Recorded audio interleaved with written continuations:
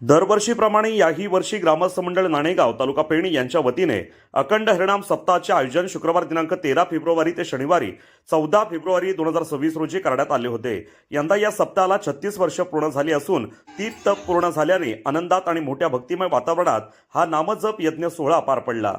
पहिल्या दिवशी सकाळी श्री संत ज्ञानेश्वर माऊली व ग्रामदेवतांचा अभिषेक करून कार्यक्रमाला सुरुवात करण्यात आली। यामध्ये काकड आरती, नित्यपाठ, ज्ञानेश्वरी वाचन, त्यानंतर संध्याकाळी कृष्णाई महिला हरिपाठ मंडळ हेटवणे यांचा हरिपाठ संपन्न झाला। यावेळी महिलांनी टाळ वाजवत हरिनामात दंग होऊन माऊलींचा गजर केला। त्यानंतर संध्याकाळी 7 वाजता प्रमुख मान्यवरांच्या उपस्थितीत दीपोत्सव कार्यक्रम संपन्न झाला।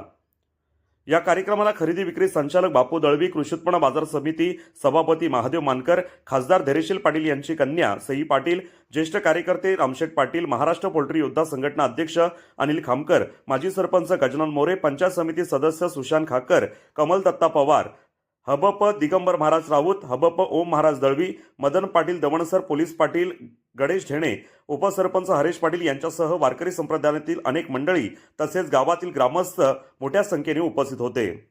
या नामजप सोहळ्यात विशेष म्हणजे महिला कीर्तनकार हबप संगीतताई चोपडे यांच्या कीर्तनाचा कार्यक्रम आयोजित केला होता। या कीर्तनाला पंचक्रोशीतील नागरिकांनी एकच गर्दी केली होती।